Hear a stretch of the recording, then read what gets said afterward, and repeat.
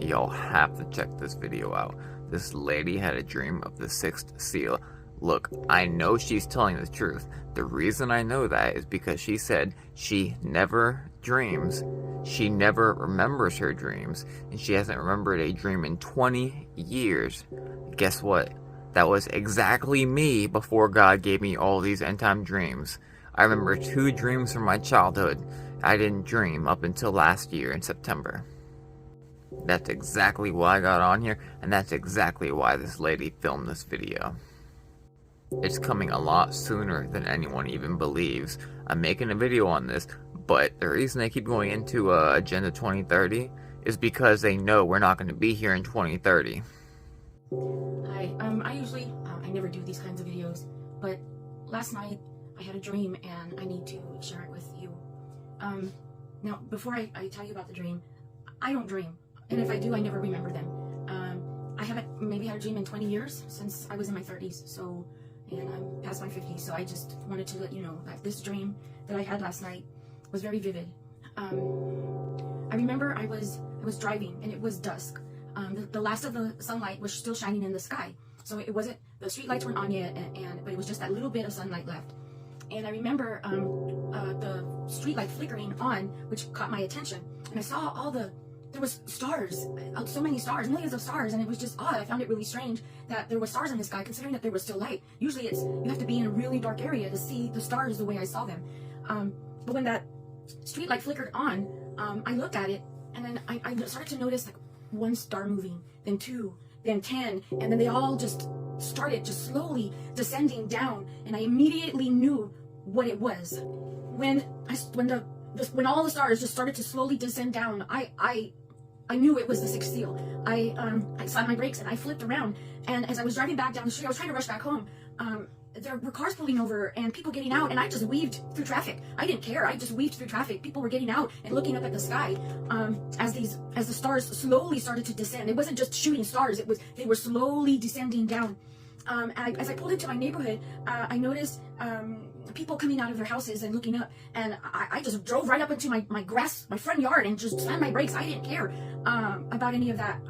I saw people recording, and I started to yell at them to go back in their houses and pray. Forgive me if I get emotional, because it was vivid. I was there. It was real. It wasn't how you would expect it to be in a regular black and white dream. I remember then, as I looked up and people started looking up, they started to come down faster and zigzag in different areas. And then I started yelling at people, and then in the distance there was like explosions, and then you just heard a faint distance of explosions and screams. And I started yelling at people to come into my house, and people just started coming in my house. We were huddled in the living room, and I told them, close your eyes and pray. Don't open your eyes. I don't care what you hear. Don't stop praying. There was about 20 of us huddled there, and we were just praying. And I prayed to Christ for protection, and I prayed the blood of the Lamb over each and every single one of us, and over my home, to protect us from all this. And in the background, you could hear people screaming, and then their screams would just stop, and you could hear explosions and gunshots going off, and then the ground started trembling. I could feel the trembling, and I was just praying. I kept praying, and I kept praying, and you could hear things falling from shelves, and glass breaking, and explosions and screams. I mean, it was that, and I just kept praying. And I was praying so loudly and with such intensity, and that I could feel heat emanating from my body. I wasn't perspiring. I was just, this heat just come over me, and I just remember praying. And I didn't stop.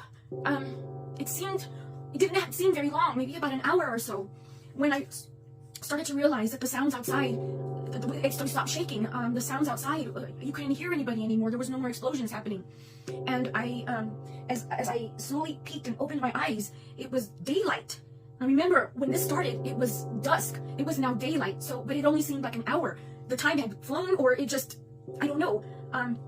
One of the windows to peek outside, and what I saw were plumes of smoke coming from all directions.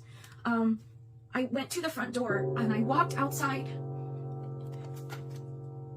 There were cars that looked like they had been burning for hours, but they were just hot. You could see the smoke coming off of burnt cars, and some cars were just sitting there with their doors open, empty. Some houses were on fire, some houses were caved in, some houses were standing upright, like mine. But what I saw were bodies in fetal positions on the streets and on yards and in the neighborhood. And they were in their fetal positions, but they were burned. They were whole, but they were just burned, and they were the smoke or steam was coming up from their bodies.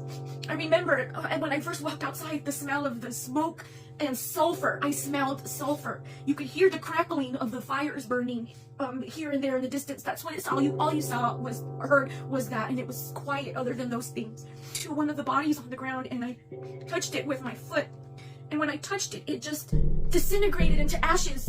There wasn't bone left. It was whole. And as soon as I touched it, it was just ash. It went to ash. I woke up. When I woke up, I had this adrenaline rush through my body of fear. The fear, I felt it all through my body, and I just started to pray. I said, God, please, Lord, please, whatever this is, just, I prayed, and I fell back to sleep. And somehow I ended up back in my dream. But I wasn't in the neighborhood anymore. It was a group of us, maybe 10 people. We were armed. Some had rifles. I was carrying a baseball bat. People had wagons behind them with like food and water gear, survival gear in these things. There was no power. The cars, you couldn't get them started. We could only walk. But we weren't in the neighborhood. Like I said, we were in the city. I don't know what city, but we were in the city, and we were walking, and we were alert, on high alert, because though I hadn't. There was other people who had survived, but they either didn't pray to God for protection, and were hidden enough from God's wrath that they didn't get burned, but they weren't necessarily alive. I really, from what I gathered was that they were alive. They looked like they were bruised, but they weren't bruised. It was how the body looks as it's starting to decompose. They smelled of rotten flesh and sulfur, but they weren't alive. They were possessed by demons. So it was like they weren't. If they saw us, they wanted to attack us. They didn't. And there's a TV show, The Walking Dead. I never watched that. I never wanted to, because that right there was very frightening. The sounds they made. This wasn't like that. They didn't walk slowly or make those sounds. They were animated. They could run after you. And they didn't want our food and water. They just wanted to kill us or take over us. So we were on guard. People had rifles, and I had baseball bats. We were ready. I remember we were walking. We were in a building. I remember hearing something, and I told people to stop. I just put my hand up, and everybody stopped. And I peeked into the middle of the stairway and looked up. And when I looked up, what was looking down were these dead people, but animated and alive, because they were taken over by demons. Looking down, it was just like, there was just like, oh my God. And I woke up, and I woke immediately up.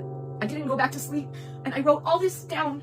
I'm sharing this with you because, like I said, I don't ever have dreams, not since my 30s. And